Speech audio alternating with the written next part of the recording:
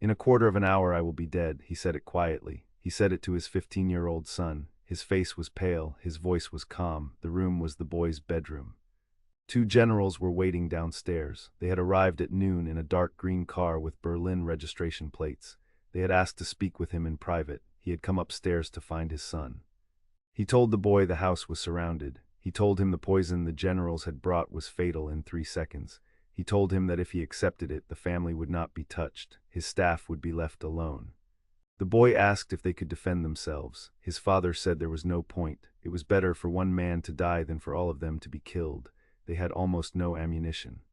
5 hours earlier they had eaten breakfast together at the kitchen table. They had walked in the garden. The boy had talked about his training. The morning had been ordinary in every way that mattered. Field Marshal Erwin Rommel, October 14, 1944, Herrlingen, Germany. For 3 years the regime had used his name and his image to tell Germany it was winning.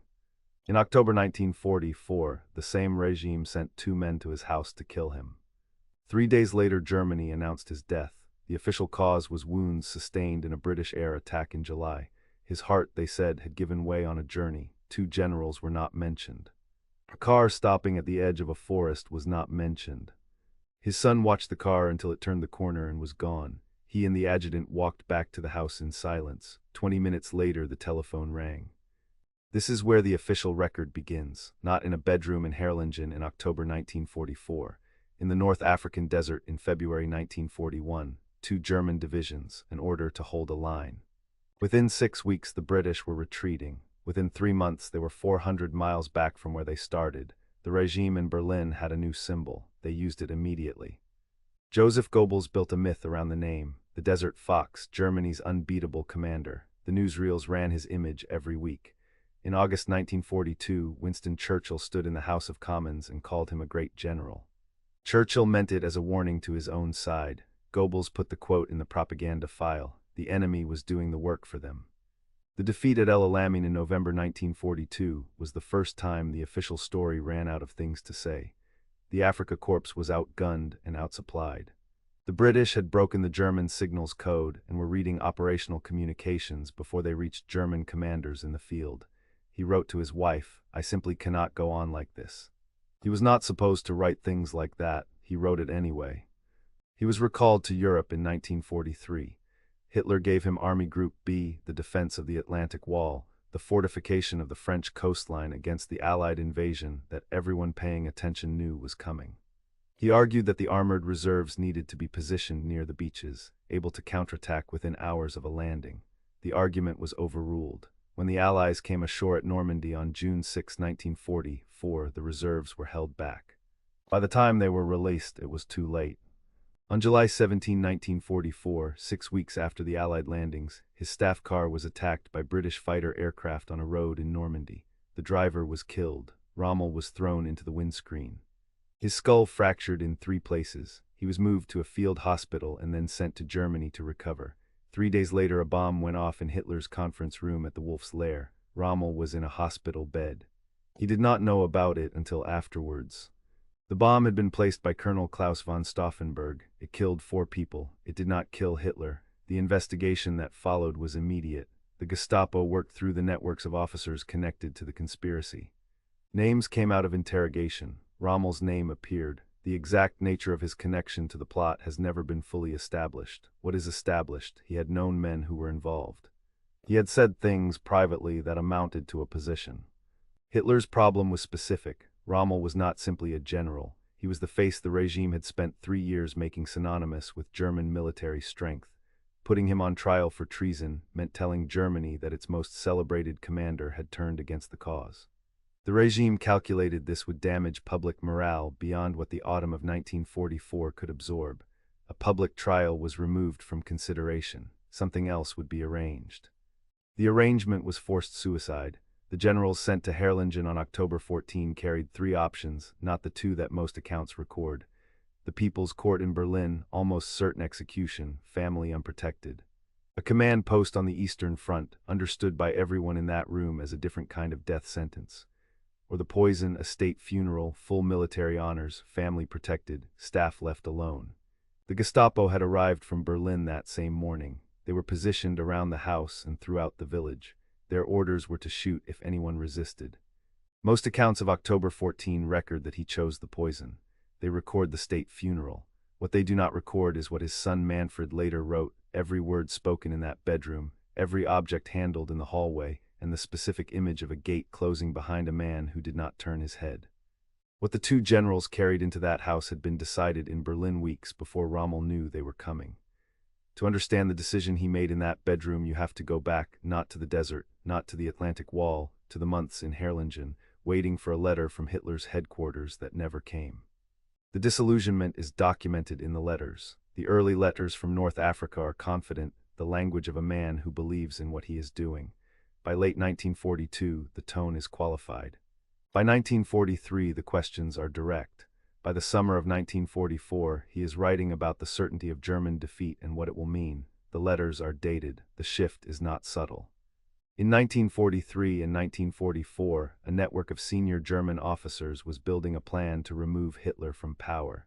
The conspirators approached Rommel. His documented position was precise. He would not support assassination. He believed killing Hitler would create a martyr and extend the war. He supported arrest. He supported negotiated peace with the Allies. He said this to people who were planning something more direct. In the summer of 1944, what he said and what they were planning were treated as the same thing. On July 20, 1944, a bomb placed in Hitler's conference room failed to kill him because a briefcase had been moved before it detonated. 4 people died. Hitler survived. Within hours, the arrests began. The Gestapo worked methodically through the conspiracy's networks. Officers were taken from their commands, from their homes, from hospitals. Each interrogation produced names. Each name produced others. One of those chains reached southwest Germany. What happened to the officers directly implicated was documented and deliberately visible. Field Marshal von Witzleben, General Hopner, General von Hase, each was taken to the People's Court, where the presiding judge denied them the right to speak in their own defense. Each was then taken to Plötzensee prison in Berlin. Each was hanged on a steel hook on thin wire. The footage was sent to Hitler. Officers across Germany were ordered to watch it. Rommel was moved from France to Herrlingen in August 1944 to continue his recovery. He was not formally told he was under house arrest. He understood that he was. His correspondence was being monitored.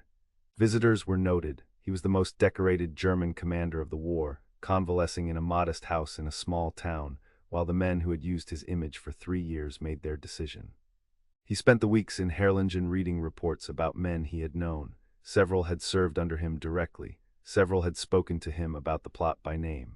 His physical recovery from the July injuries was incomplete. He suffered from headaches and double vision. He was not well enough to travel. He was not permitted to travel. He wrote to Hitler in September asking for a new command. The letter went unanswered. The cover story was constructed in Berlin before the generals left for Herrlingen. The hospital in Ulm had been notified. The cause of death had been drafted. The phone call to be made to his adjutant had been scripted. The Gestapo team had been dispatched. Everything was in place before the car left Berlin. The only remaining variable was Rommel's cooperation with the arrangement for his own death. His situation was without precedent. He was too famous to try, too implicated to ignore, too popular with the public to eliminate visibly. The men who had used his name for 3 years found themselves needing him to die in a way that did not require explaining. The forced suicide with a state funeral attached was the only arrangement that served every requirement simultaneously. The generals chosen for the assignment were Wilhelm Burgdorf, chief adjutant to the Wehrmacht, and Ernst Mazel, a personnel officer. Burgdorf had a reputation for carrying out assignments that required rank combined with a specific kind of pressure. He had been briefed in full. He knew exactly what his role was before he got in the car.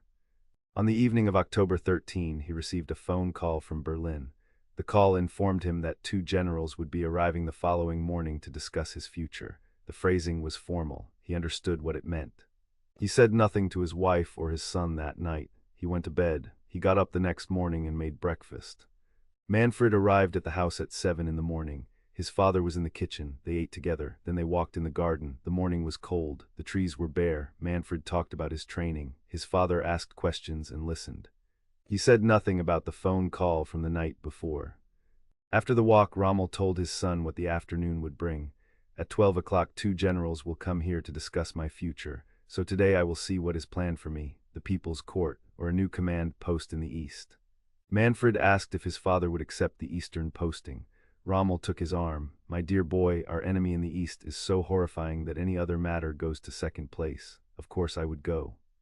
The morning moved toward noon. At 10 minutes before 12, Rommel went upstairs. He changed his clothes. He took off the civilian jacket. He put on his Africa Corps tunic, open collar, the uniform from the desert. He had kept it since he was recalled from North Africa. He had not worn it since. He put it on now and came back downstairs to wait. Captain Aldinger was in the house. Manfred was somewhere above. The street outside was quiet. At approximately noon, a dark green car with a Berlin registration plate turned into the street and stopped outside the gate. That was the version of events the regime had constructed in the weeks before October 14.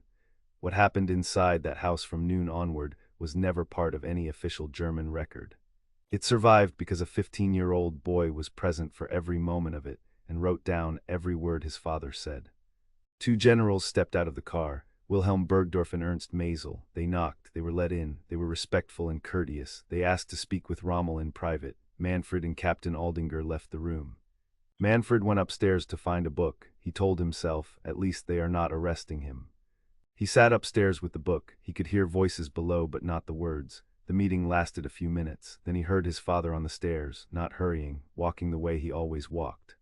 The footsteps moved past the landing and into his mother's room. Then his father's voice called for him. He was still the boy who had eaten breakfast with his father that morning, who had walked in the garden, who had talked about his training and listened to his father ask careful questions. Nothing that had happened in the hours between 7 in the morning and noon had prepared him for what came next. He went in. His father's face was the color of paper. "Come outside with me," his father said. They went to Manfred's room. His father stood in the middle of it with his hands at his sides. "I just had to tell your mother that in a quarter of an hour I will be dead." He said it calmly. Then he continued, "It is hard to be killed by your own people, but the house is surrounded and Hitler is accusing me of treason. Taking into consideration the period I served in Africa, they will give me the chance to die by poisoning." The two generals brought the poison with them. "It is fatal in 3 seconds. If I accept this, the usual measures will not be taken against my family. That is against you. They will also leave my staff alone." Manfred interrupted. "Do you believe all of this?" "Yes, I think so," his father said. "It is in their interest not to let this whole affair come to light. I was instructed to make you promise to keep silent. If a single word of this comes to light, they will no longer feel bound to the agreement." Manfred asked if they could defend themselves, take up arms. His father said, "There is no point. It is better for one man to die than for all of us to be killed in an uproar shooting. We virtually have no ammunition."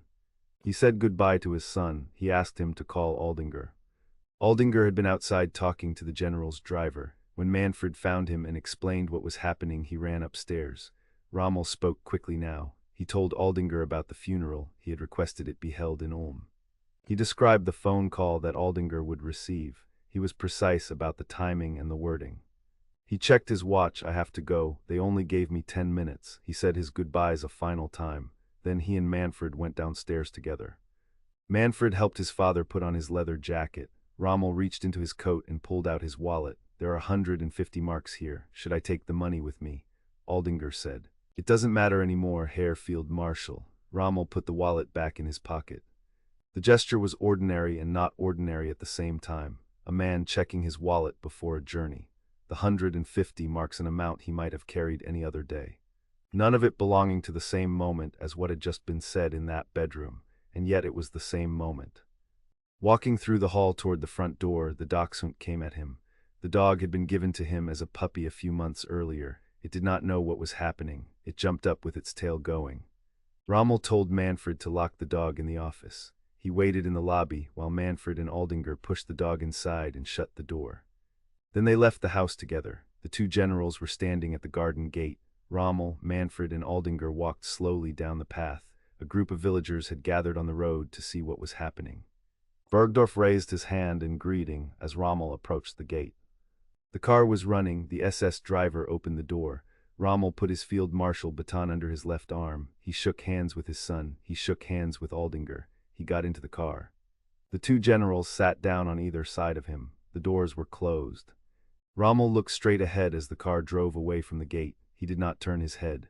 Manfred and Aldinger stood at the gate and watched the car until it turned the corner and disappeared. Then they walked back to the house. They did not speak. 20 minutes later, the telephone rang. Aldinger answered it. A voice from the hospital in Ulm informed him that Field Marshal Rommel had suffered a cerebral hemorrhage in the car and was dead. Aldinger said, "I heard." He walked slowly upstairs to Rommel's widow. He had no need to speak. What Manfred did not know at that moment was that the car had not gone far. He would not learn this until after the war. The car had stopped a few hundred meters from the gate, at the edge of the forest. Close enough that from the upstairs window, if he had looked in the right direction, he might have seen it. The driver's account was documented by Allied investigators after the war. General Mazel and the driver had been told to get out of the car and wait. They walked a short distance from the vehicle. After approximately 10 minutes, Bergdorf gestured for them to return. The driver opened the door. Rommel was slumped in the seat. His field marshal baton had fallen from his hand. The Gestapo officers who had come from Berlin that morning were still in position around the house and throughout the village. Their orders had been precise. If Rommel had resisted, if anyone in the house had produced a weapon, they were to shoot him and storm the building. The guarantee behind the offer of a clean death was a less clean alternative that was already prepared. Rommel was taken to the hospital in Ulm as scripted. He was already dead when he arrived. A doctor named Brederhoff was instructed to attempt resuscitation. He refused. A Gestapo officer placed a gun against him. He performed the resuscitation. He was then instructed to write the official cause of death. He wrote what he was told to write. The official cause of death on the document signed in Ulm was cerebral damage following wounds sustained in the July air attack, heart failure. The document was filed. It matched the cover story drafted in Berlin. No investigation was opened. The document still exists. Germany was informed of Rommel's death the following morning. The official statement described a hero of the Reich who had succumbed to his wounds while serving to the last. Hitler declared a national day of mourning. The obituaries in every German newspaper described a soldier who had served with honor. Not one mentioned Herrlingen. Not one mentioned a car that stopped at the edge of a forest. The state funeral was held in Ulm on October 18. Rommel had requested Ulm. The request had been granted. Field Marshal Gerd von Rundstedt delivered the eulogy. He called Rommel a soldier without equal who had served Germany without reservation. Von Rundstedt had not been told the actual cause of death. He believed what he was saying. General Bergdorf returned to Berlin with Rommel's field marshal baton and his service cap. He kept them. In the weeks that followed, he showed the baton to colleagues in Hitler's underground headquarters and described how Rommel had died. The word used by those present was bragged. Bergdorf did not survive the war. He died in the bunker in April 1945 as the Soviet army entered Berlin. Rommel's widow and his son maintained the official account through the remaining months of the war. They understood what the alternative meant. The instruction Rommel had passed to Manfred in that bedroom, "If a single word of this comes to light, they will no longer feel bound to the agreement," was clear. Manfred was 15. He kept silent. After Germany's surrender in May 1945, Rommel's widow contacted the Allied authorities. Manfred wrote to them independently. He described October 14 in detail: the breakfast, the garden walk, the generals, the bedroom, the 15 minutes, the specific words his father had said. The account was documented and cross-referenced against other testimony. It is the primary source for everything known about what happened inside that house. The truth of what happened on October 14 was not widely known in Germany until after the war. For a generation of Germans, Rommel remained what the regime had made him, the desert fox, the hero of the official obituary. The private record that Manfred and his mother had carried through the last months of the war did not match the official one in any material respect. It never has.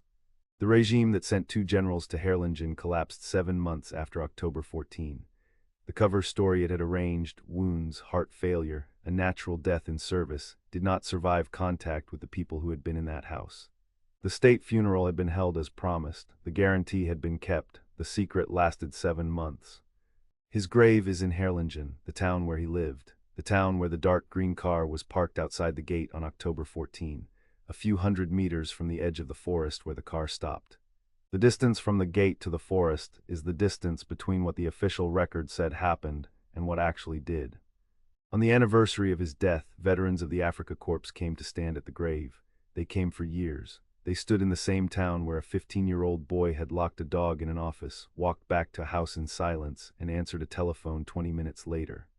Manfred Rommel lived until 2013. He was 84 years old. He had been mayor of Stuttgart for 24 years. He gave interviews about his father throughout his life. He never changed a single detail of what happened in that bedroom. His father had stood in the middle of the room, the face the color of paper, the voice calm. In a quarter of an hour I will be dead.